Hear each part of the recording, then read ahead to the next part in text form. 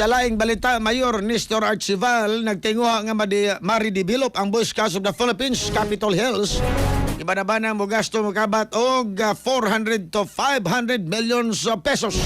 The reports Crystal Joy Filerca. Live report.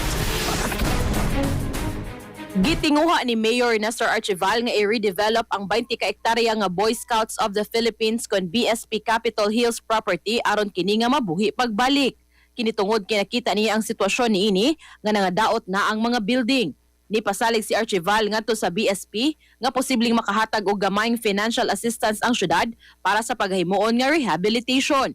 Apan ang mga obserbasyon ni Archival gipahibaw di ay sa BSP ngadto ni Department of Budget and Management kon DBM Secretary Kim De Leon ug nipadayag kini og suporta tungod kay siya usab mao'y Secretary General sa BSP. Mao nag-andam si Archival og proposed plan ug ila kining gipresentar ngadto ni DBM Secretary ni adtong nilabay nga semana.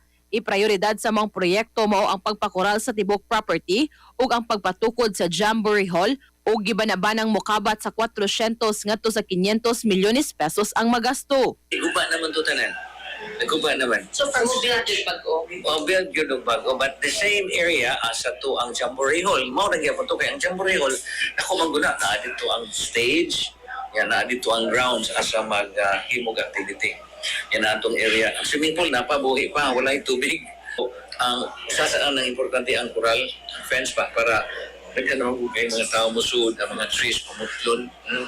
Ato dito magbutang og balay. So, na kinahanglan pa na nato dito tagapagtagad. Karong adlaw gikatakdang makigtigom si Archival ngadto sa BSP Director ug mga engineers ug architects gikan sa Department of Public Works and Highways kun DPWH aron hisgutan ang maong proyekto. Usa sa gitinguha ni Archival nga kung mahumana ang pagtrabaho, makabid na ang syudad og International Jamboree nga ipahigayon sa BSP Capitol Hill Scout Camp.